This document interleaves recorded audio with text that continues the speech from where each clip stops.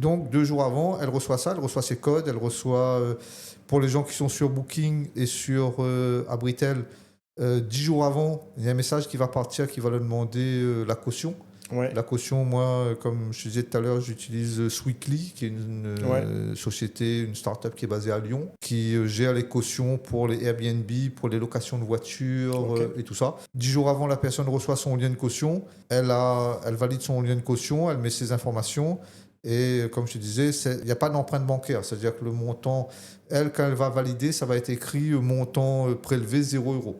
Oui, oui. Voilà, montant prélevé 0 €. C'est juste pour dire qu'elle a mis ses informations de carte. Ouais. Et moi, je reçois un mail ensuite pour dire... je reçois une notification de Logify qui me dit que la caution a été validée. Et à partir de là, 2 jours avant, elle reçoit, les consignes d'arrivée Booking Airbnb. Ouais. Voilà. Donc en fait, ça te prend l'empreinte bancaire, mais pas de préautorisation en fait, sur le montant. En fait. Voilà, je sais même pas si c'est une empreinte, c'est-à-dire que eux, en fin de compte, il y a un montant qu'on a défini qui est de 500 € qui est bloqué, qui est pas bloqué, qui est dans l'encours, si tu veux, pas dans l'encours de carte, mais c'est dans mon encours, moi, dans mon back-office chez Sweekly, et c'est 500 €. Moi, j'ai le choix, lorsque la personne part, je libère, je prends une partie, si jamais il y a quelque chose qui est là, ou je prends la totalité. Voilà.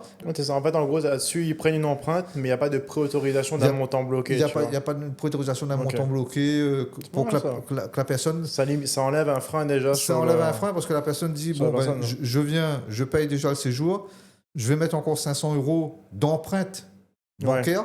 C'est-à-dire que ces 500 € vont être dans mon encours de carte.